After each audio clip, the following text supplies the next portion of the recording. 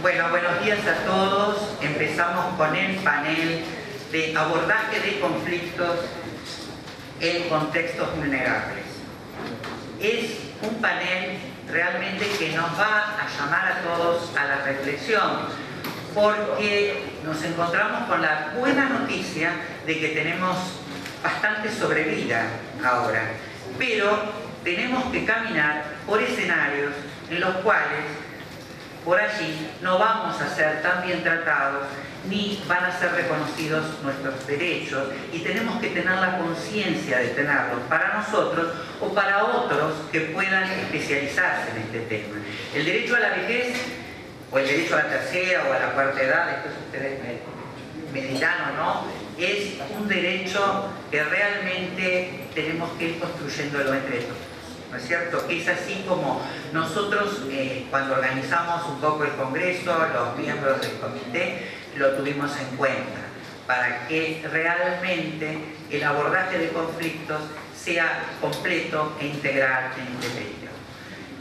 Bien, lo que voy a tratar de hacer es compartir ahora algunas reflexiones que nos permitan ver, por un lado, cuáles son los desafíos que este nuevo escenario poblacional, que está referido al envejecimiento, que es además un fenómeno global, mundial, y además es multigeneracional, cómo esto ha generado un escenario de conflictos, un escenario de posibilidades vitales que lamentablemente muchas veces terminan en conflictos, y cómo desde este nuevo escenario, sobre el cual vamos a tratar de hacer un breve diagnóstico, el derecho va respondiendo como puede, pero no suficientemente, con lo cual los conflictos se agravan. Y por otro lado, vamos a tratar de pensar, tratar de compartir algunas reflexiones en relación a métodos alternativos de solución de conflictos, que es en este caso una herramienta que me parece muy prometedora para la solución, además de eficaz, humanista y justa, para esta población de edad.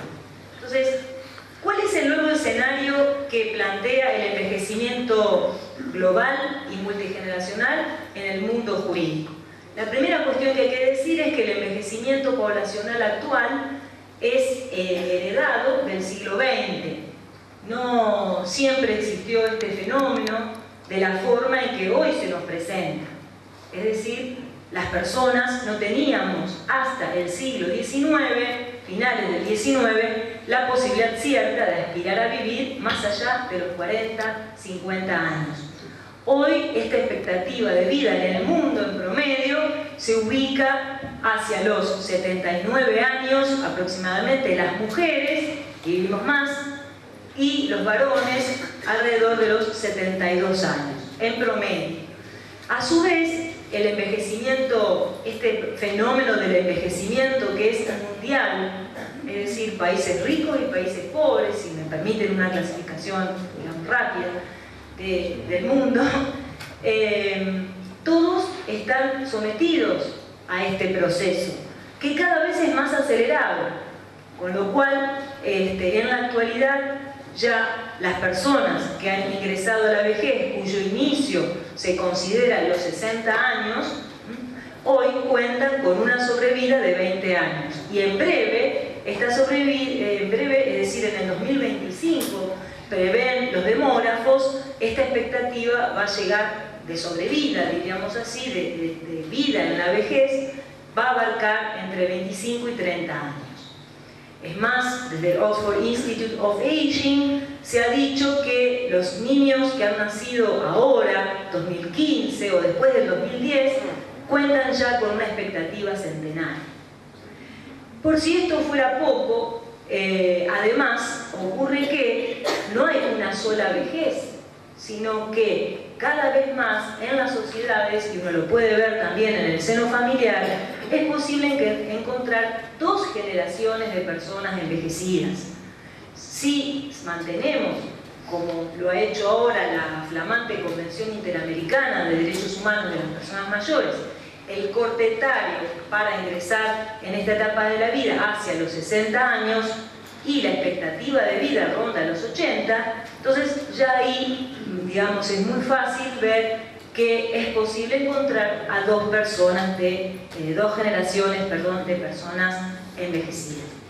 Bueno, ¿qué tiene que ver esto con el mundo jurídico? Muchísimo, porque incluso, digamos, pone en crisis a la propia sociedad en su conjunto, pone en crisis las políticas públicas, pone en crisis los sistemas distributivos de recursos, pone en crisis incluso el concepto mismo de persona. ¿Qué significa ser una persona en esta etapa de la vida? Todas esas razones, dichas muy apretadamente, han causado una discusión a nivel internacional que, como dijo Cristina recién, ahora transita por Naciones Unidas y hasta hace poco en la OEA, respecto a la necesidad de un reconocimiento especial de derechos. Es necesario una convención, un tratado especial, un catálogo de derechos humanos propios para la vejez, que padecen o qué situaciones vitales viven las personas en esta etapa que las hagan merecedoras de un trato diferente. ¿Y cuál debería ser este trato? Entonces, todos estos temas de discusión son los que se han introducido ahora en este siglo XXI y han permitido, entre otros logros, contar con la flamante Convención Interamericana de Derechos Humanos de las Personas Mayores.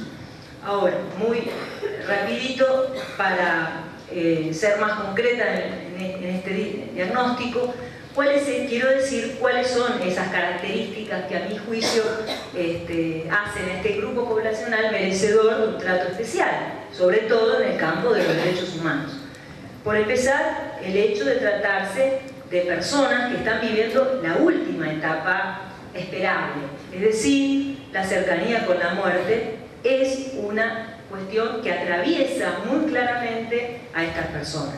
También es cierto que desde el punto de vista biológico hay un proceso de fragilización, lo cual no quiere decir que esto redunde directamente en la asociación con la enfermedad, pero sí hay un proceso de fragilización importante y también es cierto que aumenta el riesgo de padecer situaciones discapacitantes. Por otro lado, también en la vejez, si tenemos la suerte de acogernos a algún beneficio previsional, aún en ese caso y aún cuando podamos contar con una buena jubilación, aún así se produce un fenómeno de empobrecimiento, porque las jubilaciones nunca mantienen el nivel de ingreso que la persona tenía en la etapa anterior. Entonces hay un claro problema de empobrecimiento en esta etapa que no se vive necesariamente en otras. Y, por otro lado, la crisis de identidad que genera el ingreso a esta etapa de la vida, incluso reitero, para aquellas personas que cuentan con una excelente jubilación. Con lo cual, en esa crisis comienzan a darse situaciones conflictivas porque la persona termina no sabiendo bien qué lugar va a ocupar en la sociedad, en el mundo nuevo que le espera, y al mismo tiempo se ve seducida por cierto discurso social que dice que nos lleva a ilusionarnos con la fantasía de vivir sin trabajar, de poder salir de las rutinas, de no tener horarios, etc. Sin embargo, de ser libres, en definitiva, cierta libertad. Pero cuando la tenemos, no sabemos qué hacer, porque no nos hemos preparado para asumir esta etapa de una manera productiva, de una manera positiva. ¿Cuáles son las razones, las fuentes de conflictos que se van generando y se van visibilizando en el mundo jurídico? Una fuente tiene que ver con los prejuicios. Vamos a ir pasando el PowerPoint, porque yo me olvido que está el PowerPoint ahí. Entonces, una fuente importante de conflictos tiene que ver con los prejuicios, el viejismo o edadismo, así llamado, ageismo. ¿Qué quiere decir esto? Que vivimos en una cultura que ha generado el envejecimiento en forma masiva, desde el punto de vista fáctico, material, pero desde el punto de vista cultural no ha podido todavía elaborar valores, reitero, una cultura, una perspectiva del envejecimiento positiva. Y entonces asocia vejez con pasividad, sobre todo cuando la persona adquiere la jubilación. Desde el propio discurso jurídico previsional descalificamos a las personas cuando hablamos de los pasivos. ¿Qué quiere decir esto? ¿Por qué pasivos? Pasivo es sinónimo de cosa, de un objeto, es decir, que implícitamente estamos también mercantilizando, diríamos así, la posición de una persona por el ingreso a un derecho. Entonces, esto es una contradicción en sí misma. Por otro lado, esto a su vez va asociado con la idea de inutilidad. Es un pasivo, no hace nada, es un inútil. A todo esto hay que sumarle la perspectiva estética, que tiene una fuerza importante para el ejercicio de los derechos. Ser viejo es ser, y uso el término viejo a propósito, es sinónimo de ser alguien feo, alguien no atractivo, alguien que no, ni siquiera, por supuesto, puede tener derecho a enamorarse, ni mucho menos a pensarse sexuadamente o sexualmente, eróticamente hablando. Entonces hay ahí también un foco de problemas que afecta el ejercicio de los derechos y la posición que uno ocupa. También, por supuesto, la vinculación con la salud. La fragilización existe. Al mismo tiempo, la persona va a ir generando mecanismos de compensación. Pero si vive en una sociedad que lo va a discriminar de manera prejuiciosa, entonces es muy difícil, le va a resultar muy difícil poder ejercer el derecho a disponer de su propio cuerpo, poder ejercer el derecho a decidir qué tratamientos médicos quiera o no aceptar para sí, etcétera, etcétera. Y además de eso, a ello le sumamos, de esta fuente de problemas vinculadas con el viejismo, otra gran fuente de problemas, o que hoy se han transformado en un problema, y es la perspectiva asistencialista de la vejez. La seguridad social, el derecho previsional que nace a fines del siglo XIX, se construye alrededor de esta idea, es decir, alrededor de la justificación distributiva de los recursos que el Estado tiene que garantizar a partir del principio de la solidaridad. Entonces se decía, bueno, 4 personas que trabajan en el mercado laboral aportan a una jubilación, 4 activos aportan, esa era más o menos la relación fin del siglo XIX. Hoy el 7% de la población es mayor de 60 años en el mundo, el 7%, y esto está creciendo aceleradamente. Entonces, en el mundo hay una crisis distributiva en materia previsional. Y además de eso, hay una crisis en cuanto a los criterios de justificación. ¿Por qué razón me tengo que ocupar de esta persona vieja? ¿Tengo yo que ocuparme de mi padre, de mis ancestros, de los mayores? ¿Cuál es la razón por la cual, además de ocuparme de mí mismo, tenga que ocuparme de la subsistencia? Por otro lado, esta mirada asistencialista ha hecho que se traslade en el Estado la obligación de responder. Y si bien esto puede parecer bueno porque alivia de alguna manera a las familias, también ha generado que los derechos sociales queden presos de las decisiones del poder de turno. Con lo cual, incluso en materia previsional, donde en Argentina, no en todos lados, contamos con un buen sistema de reconocimiento de la jubilación como un derecho, pero aún así, a la hora de materializar el pago de esa jubilación y pensión, nos encontramos con el límite económico que está sujeto a las decisiones políticas de turno. Entonces, damos lo que podemos, no lo que debemos. Y aquí es donde el criterio asistencialista se transforma en un problema y en una fuente de conflicto. Bueno, el derecho de la vejez se ocupa de varias cuestiones.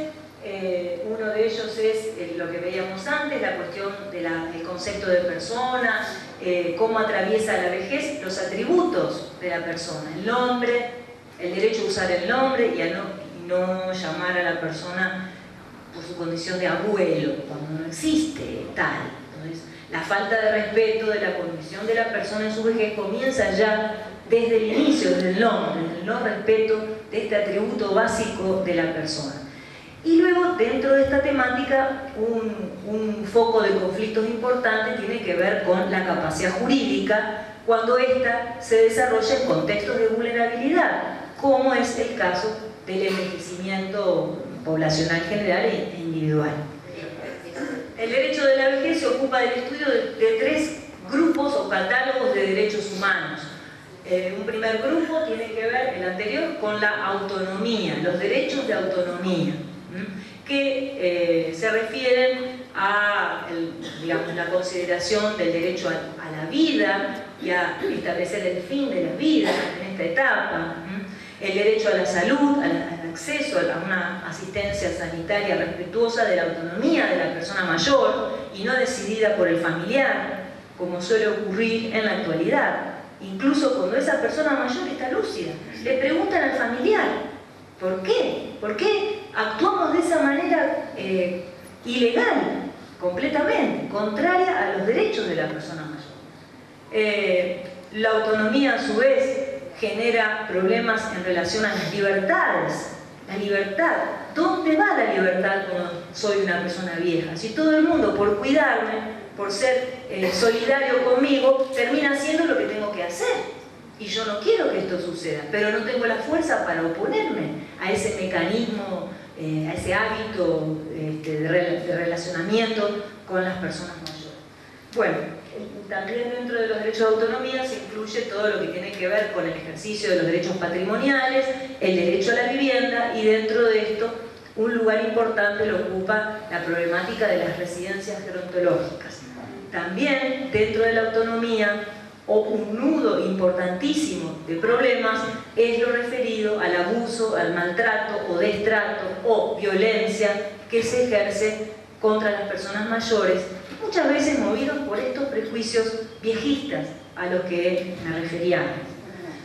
Otro grupo de... No está bien, el de la participación. Otro grupo de derechos humanos que se estudian en el ámbito de las personas mayores, del derecho de la vejez, tiene que ver entonces con los derechos de participación. ¿Qué quiere decir esto? Que un nudo importante de conflictos aparece cada vez que la persona mayor quiere integrarse al medio, es decir, quiere salir de su casa para pasear, caminar, hacer lo que quiera, ir a visitar a alguien o desarrollar alguna actividad. Aquí nos encontramos con un foco de problemas que son las barreras, las ciudades no preparadas para el desplazamiento de una persona que a lo mejor necesita bastón, que a lo mejor no camina tan rápido y entonces no puede cruzar la calle acorde a los ritmos de tiempo que le imponen los semáforos, etcétera, etcétera, etcétera. Entonces, comenzando por este espacio, digamos, hasta hacer referencia dentro de la participación a las relaciones de familia, el derecho, y además el derecho a la sexualidad, que ya lo habíamos hablado, el derecho a casarnos. Si bien esto es un derecho, clásico, viejo, sin embargo en la vejez entra en crisis y aparecen sistemáticamente situaciones de conflicto con los hijos porque no quieren que el padre, la madre se case, siempre bajo la excusa de la captación de la voluntad y de que vos no te das cuenta, pero acá te están usando, y el patrimonio. A ver, ¿por qué esto es así? Muchísimos casos se judicializan de oposición matrimonial solo por el hecho de que se trata de una persona de 80 o más años. Dos ejemplos muy cortitos de esto, que seguramente recuerdan, es el de la duquesa de Alba, que tuvo que negociar un contrato prenupcial con los hijos y lo hizo muy bien y después disfrutó y murió en su ley. Y el caso de la saeta rubia de River, ¿cómo se llama? Di Stefano, que ahora murió, pero fue acosado literalmente, judicialmente, por sus hijos para impedir, con una interposición de una demanda de incapacitación en España, para impedir que se case. Él quería casarse con la persona que lo estaba cuidando. Bueno, él, muy bien asesorado, dijo: yo me voy a casar igual porque hasta que un juez no establezca mi capacitación, yo soy capaz. Y así fue, pero al poco tiempo falleció.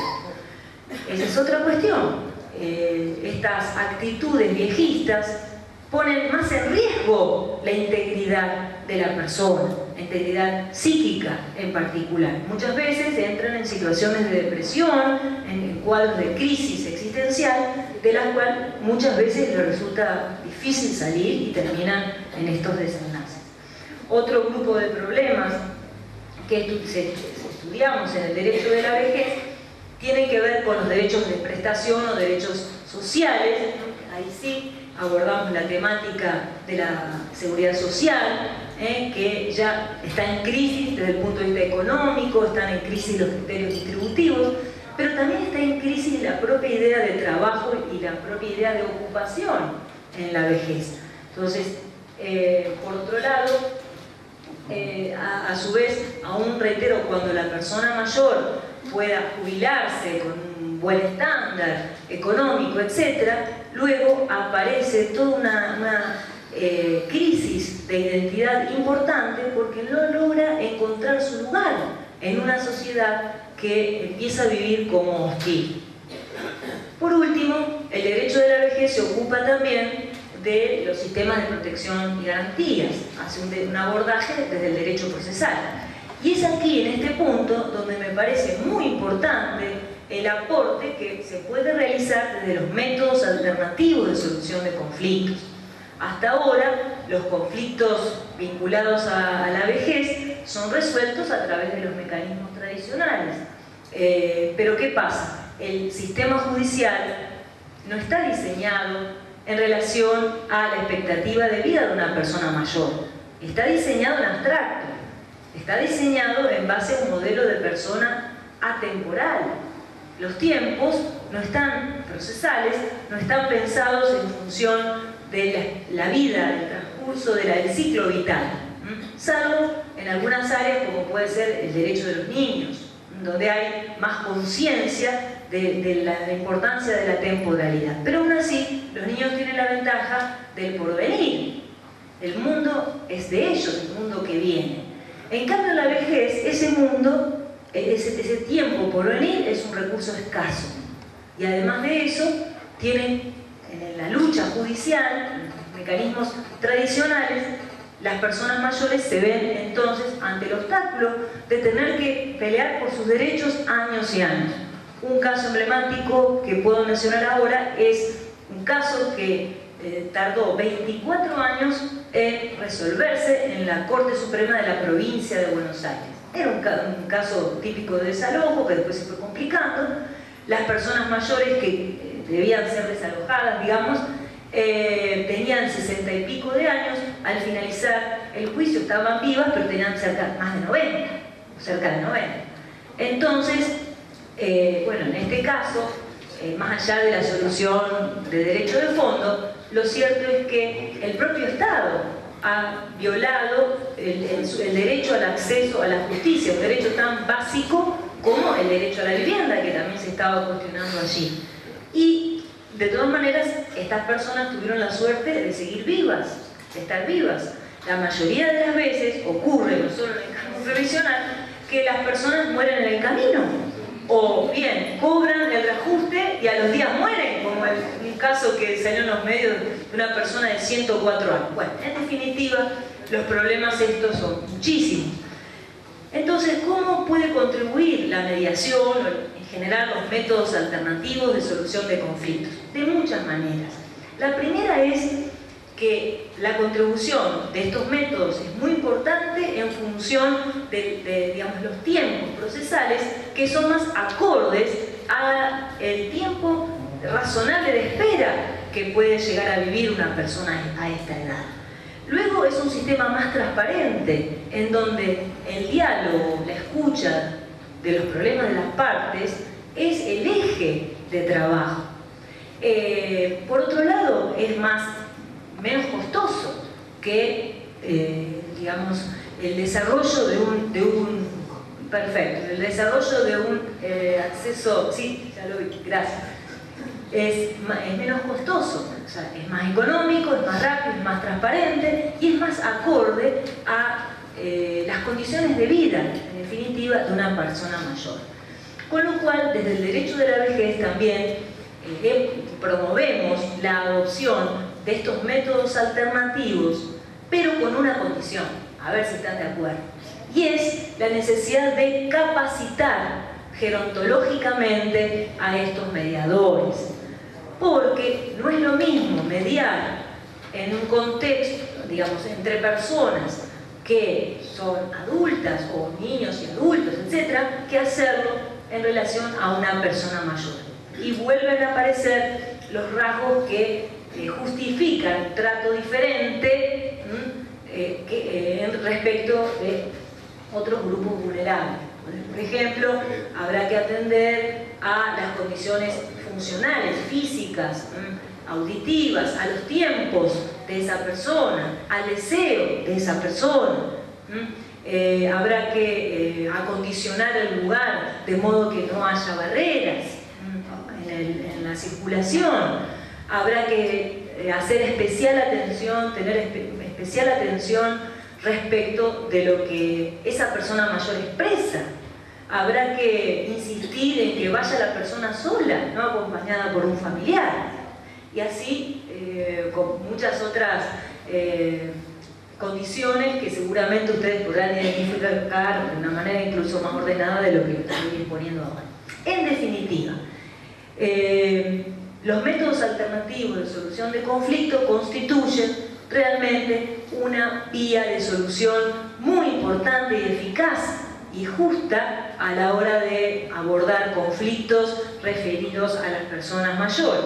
Tanto es así que, para ir cerrando, esta Convención Interamericana de Derechos Humanos a la que aludí antes, que fue aprobada en junio del año pasado en la OEA, en su artículo 31, cuando se refiere al acceso a la justicia, hace mención explícita de la obligación de los Estados para establecer la mediación como una forma más acorde. Y permítanme unos minutitos para leer el contenido de este artículo, que me parece puede servir de base para el desarrollo incluso de un protocolo de actuación en mediación gerontológica, si me permiten. Dice el artículo: la persona mayor tiene derecho a ser oída,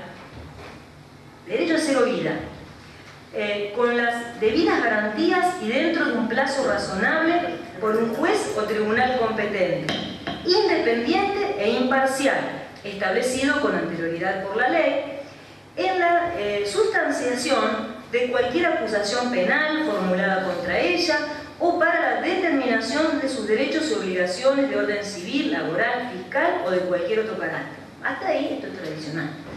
Los Estados partes se comprometen a asegurar que la persona mayor tenga acceso efectivo a la justicia en igualdad de condiciones con las demás, incluso mediante la adopción de ajustes de procedimiento en todos los procesos judiciales y administrativos en cualquiera de sus etapas. Los Estados partes se comprometen a garantizar la debida diligencia y el tratamiento preferencial a la persona mayor para la tramitación, resolución y ejecución de las decisiones en procesos administrativos y judiciales. La actuación judicial deberá ser particularmente expeditiva en caso en que se encuentre en riesgo la salud o la vida de la persona mayor. Ahora vamos a lo que nos interesa a nosotros.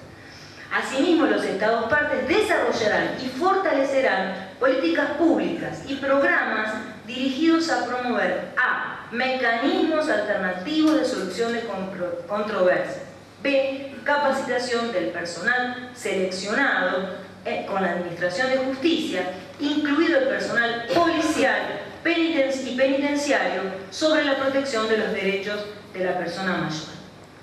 En definitiva, el derecho de la vejez es una disciplina que nos invita a la esperanza, como dice Bloch, a no perderle el miedo a la vida, a no vivir a partir de prejuicios que angostan la vida, como dice Bloch en este hermoso texto que leo rapidísimo.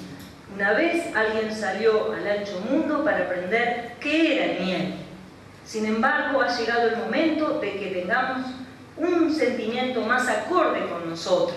El miedo deshumaniza.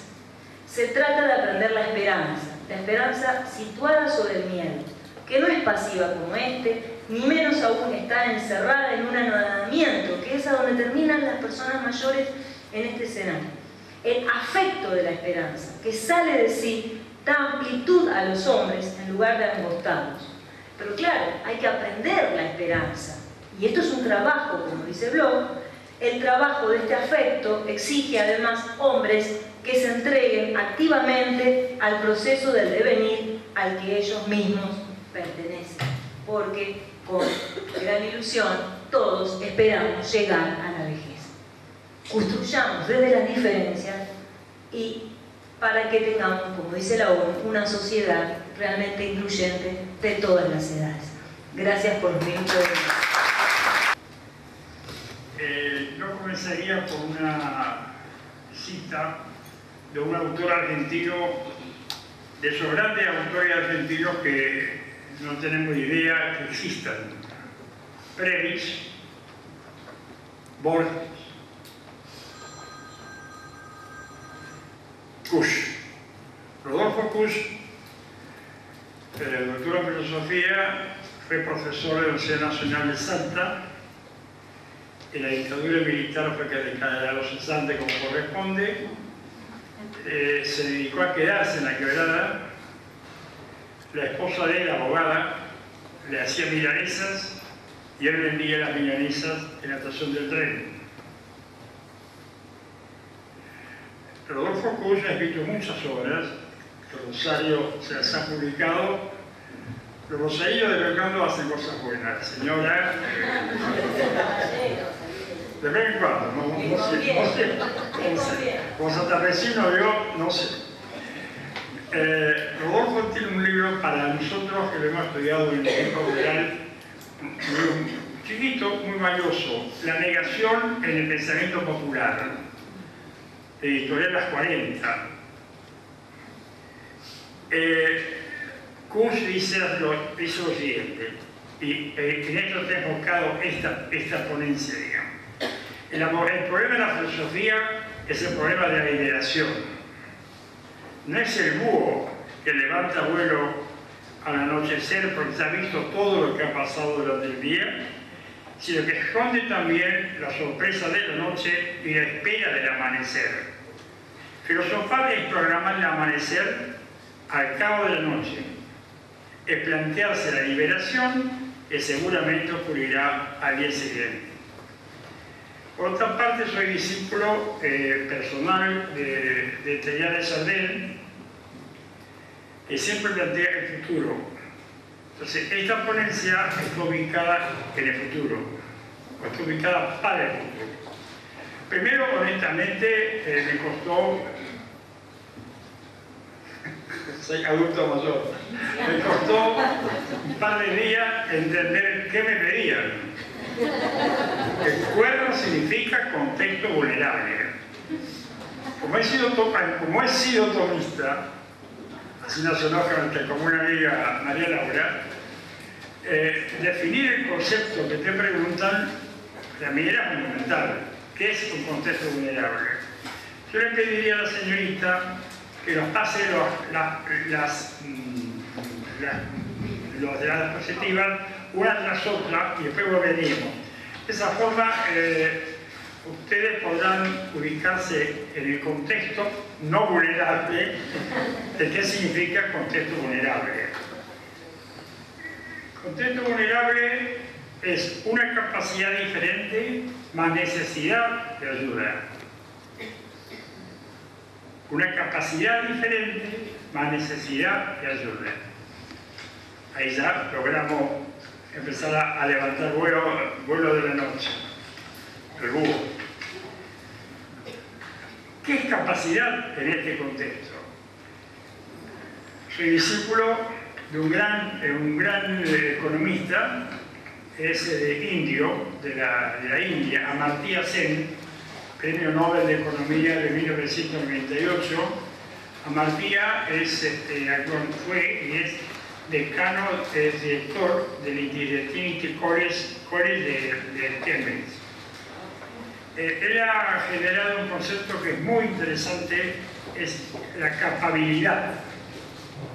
Capabilidad. Es la capacidad más la habilidad. Y ahí viene el concepto vulnerable. ¿Qué tenemos que hacer ante la vulnerabilidad en ese contexto? Acercarse, tocarlo. Fíjense que los médicos, mi hijo menor es médico, los médicos en general tocan al paciente. Los tocan, o le dan la mano, o le tocan la frente, lo tocan. Si usted analiza la vida de Jesucristo, Jesucristo siempre tocó. Acercarse, no ser el tipo piola, iba a decir 2 años, pero no puedo entender. Ser el tipo piola, no, acercarse. Ayudar. Y fundamentalmente, empoderar. Después vamos a volver. Este concepto tiene que ver mucho con el concepto real de solidaridad. La solidaridad es un dato biológico. Somos uno, nos guste o no. Ella plantea que el amor ya está en la célula.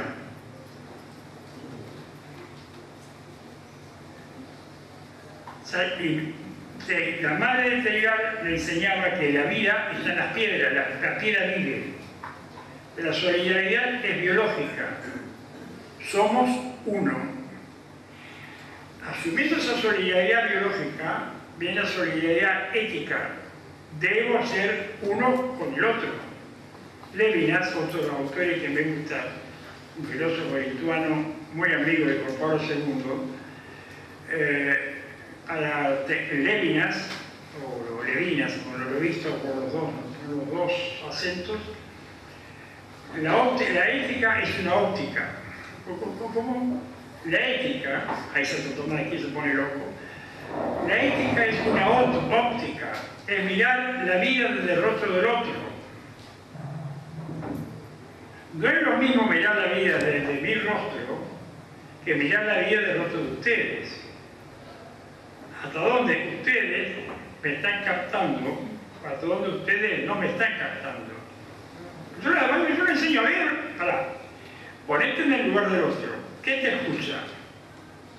¿Te está escuchando? ¿Te está entendiendo? ¿O sos vos que no te podés acercar al otro? Finalmente, la solidaridad política, obvio. Eso puede quedar en una buena intención. Y finalmente, la pregunta fundamental, se la contaba a De Palma hoy en el recreo: ¿queremos una sociedad de iguales o queremos una sociedad de desiguales?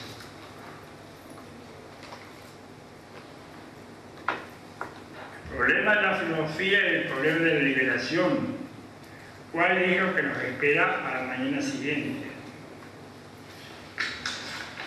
Yo trabajaba en La Pampa como abogado y como profesor universitario en la Universidad Nacional de La Pampa.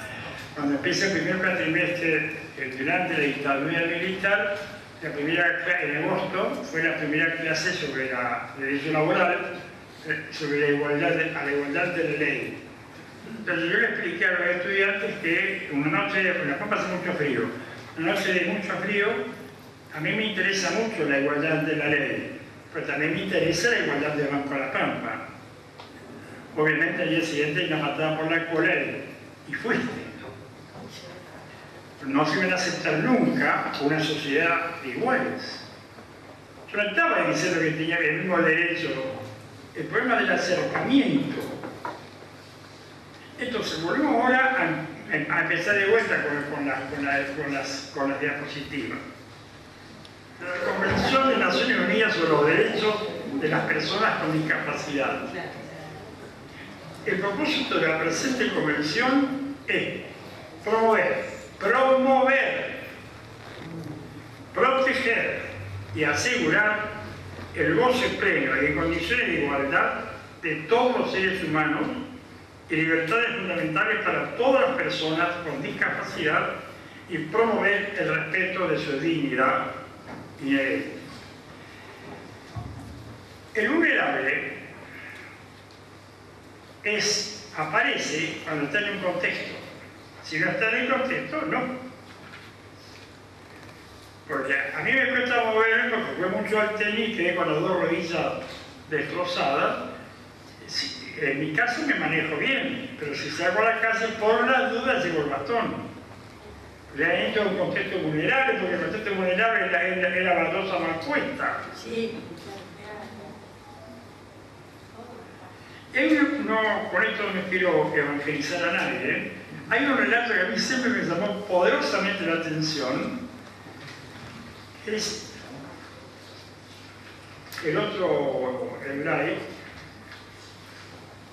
que es la capacidad y la habilidad.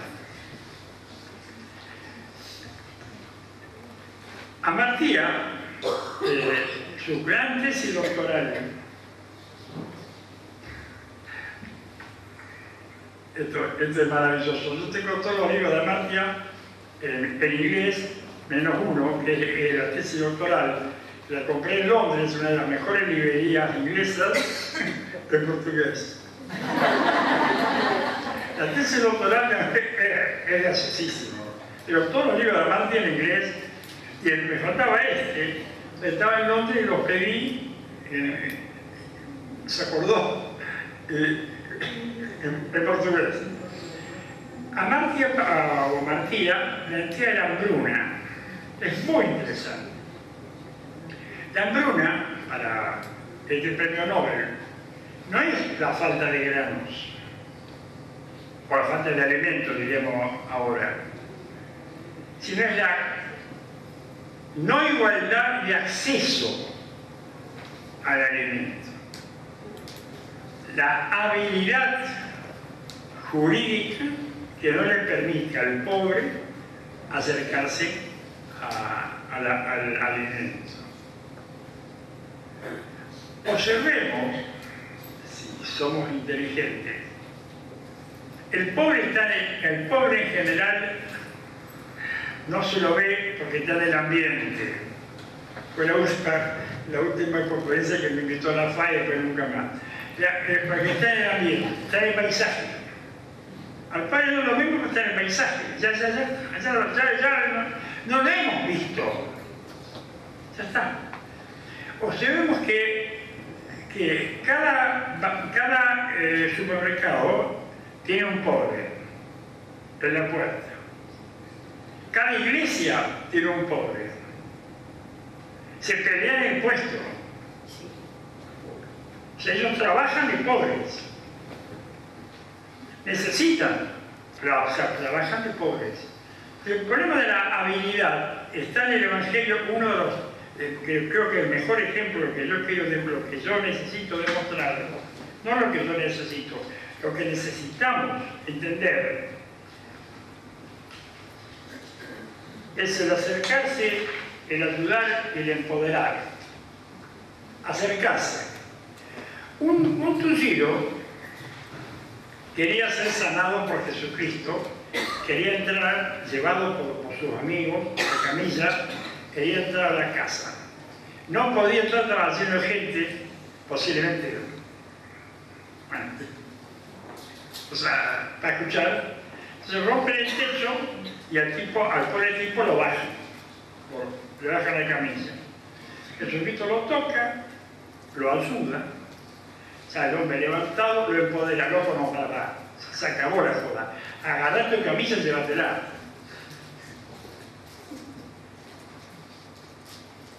Nosotros somos tipos vivos, diríamos que la ordenanza le lleva la camisa. No, pará. Vos llevas la camisa. Empoderate. Y aquí hay un concepto que está en todos los libros nuestros de tipo ordenado, un concepto que no le gusta mucho a mucha gente, que es el yacimiento electoral. ¿Por qué hay pobres en Argentina y cada vez hay más pobres? Porque votan, y le votan a mí, no votan al otro. El yacimiento electoral de la pobreza, el yacimiento electoral de la incapacidad, de la inhabilidad. A nadie le interesa empoderar. A nosotros sí nos debería interesar empoderar. ¿Qué es empoderar? Permitirle al tullido, volvemos al ejemplo del tullido, permitirle al tullido caminar y permitirle al tullido arreglársela por su cuenta. Pues ya lo hemos ayudado. Ya le hemos dado el bastón, ya le hemos dado el ajuste para subir la escalera, ya le hemos dado el ascensor, ya le hemos dado todo. Caminá, loco. Movete. Obviamente, así planteado, era un planteo difícil de aceptar. Pero como somos todos buenos tipos, siempre queremos regalar caramelos, te queremos, somos buenos, pará. Y uno de los mejores ejemplos, que a lo mejor dentro de la especialidad se me ocurre, es que en el edificio donde lo vivo, de clase media acomodada, digamos, no rica, acomodada, hay tres trabajadores. Yo estoy viviendo ahí hace ya 12 años, yo quedé viudo hace 4, y desde siempre los tres a mí me llaman compañero Rodolfo. O sea, los tipas te huelen. Yo no soy peronista, soy demócrata cristiano. Los tipas te huelen, compañero Rodolfo. Si el otro día el mayordomo, que vive en el edificio, yo lo felicité. Digo, lo felicito porque usted es dueño de Página 12. ¿Cómo? Usted es dueño de Página 12, qué pena. Es el típico gesto. ¿Qué? Claro, el sindicato. Ah, no, eso es cuestión de Santa María. A mí no me consultaron. ¿Vos te reí? Claro, a él no lo empoderaron. Le usaron la guita. Le usaron el dinero. A él no lo empoderaron. No le preguntaron si le interesaba comprar Página 12. ¿La compraron? Pues se la gana él. No, pues tiene la caja. Uno de los grandes problemas es que nuestras entidades sindicales, eclesiásticas, políticas, no empoderan, usufructúan del poder que los tontos se lo damos. Yo he planteado siempre, el búho plantea la liberación del día siguiente. He planteado siempre, y está en el libro que está en prensa ahora, la democracia real. Democracia real o resistencia civil o anomia. ¿Cuál es las 3 decisiones que el argentino medio va a tomar? ¿Qué hace peor? Todo va igual. Cambalache es el verdadero himno nacional. Porque va todo igual. El verdadero himno nacional. Entonces llega un momento que usted, ante este problema del contexto favorable, del contexto vulnerable, se plantea el tema de la liberación. ¿Cuál es? A los adultos mayores, por no decir viejos, los adultos mayores, yo viejo no tengo problema. Prefiero que digan adultos mayores, es más simpático. Te dice lo mismo, pero vos estás contento. El problema es empoderarlo al tipo, a la persona, empoderar. El problema está en saber si nosotros, con nuestro trabajo, cualquiera sea él, cualquiera sea el trabajo, nosotros tratamos de darle a nuestros hermanos exactamente lo que ellos necesitan, que es la capacidad de pensar y de actuar. Ese es el problema.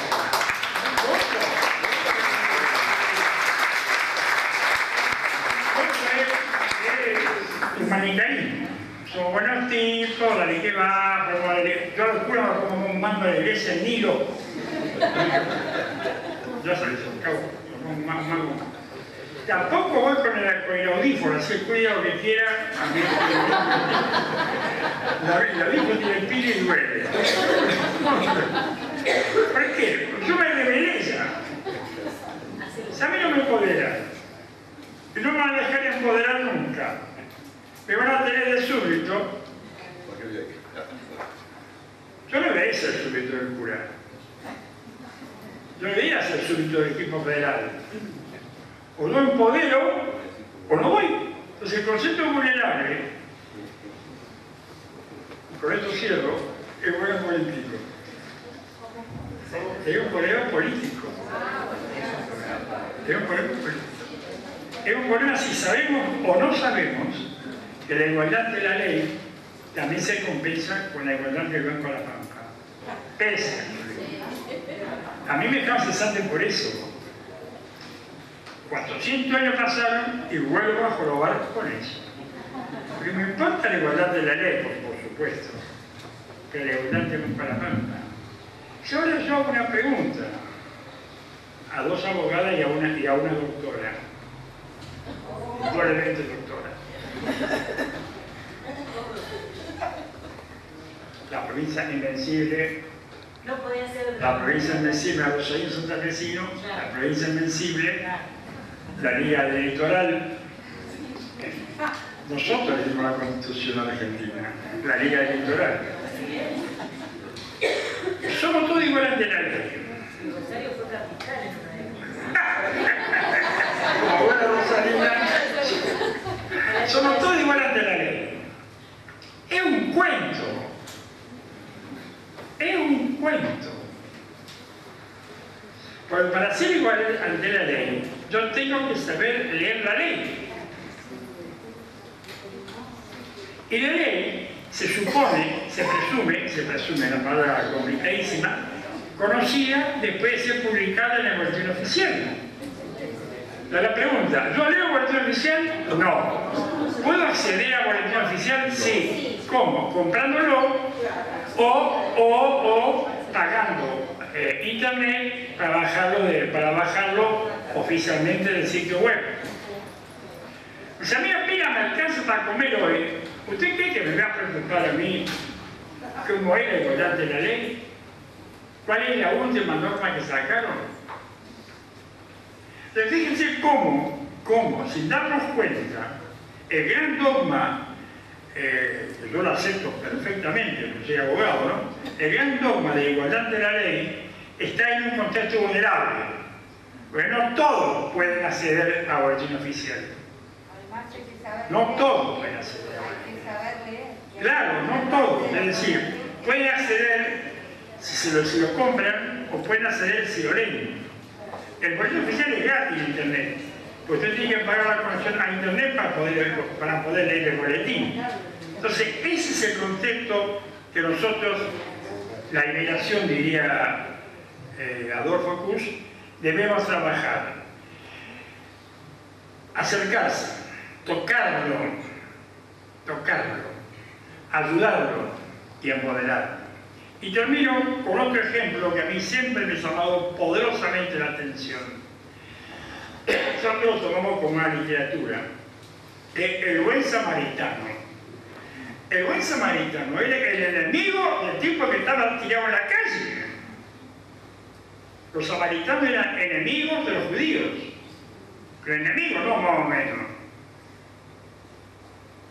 El pobre desgraciado estaba ahí tirado.